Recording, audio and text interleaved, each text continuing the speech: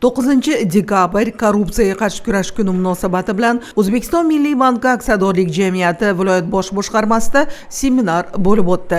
Unda so'zga chiqqanlar korrupsiya o'z xavfsizligimizga, shuningdek xalqaro xavfsizlikka ham tahdid solishini aytdilar. Korrupsiyani bir yoki ikki idoraning sa'y-harakati bilan yo'q qilib bo'lmasligini, bu yo'lda barchaning birlashishi zarurligi ta'kidlandi.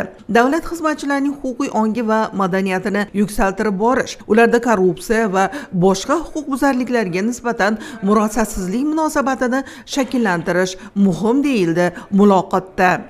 Davlatimizda inson omilini minimal darajaga tushirish, bu orqali korrupsion holatlarni yanada foizini pasaytirishga erishilmoqda.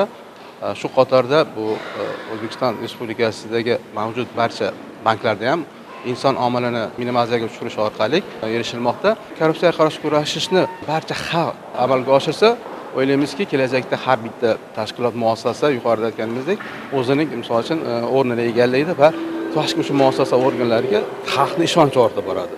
Bu orqali bevosita insonlarning kelajakdagi ijtimoiy holat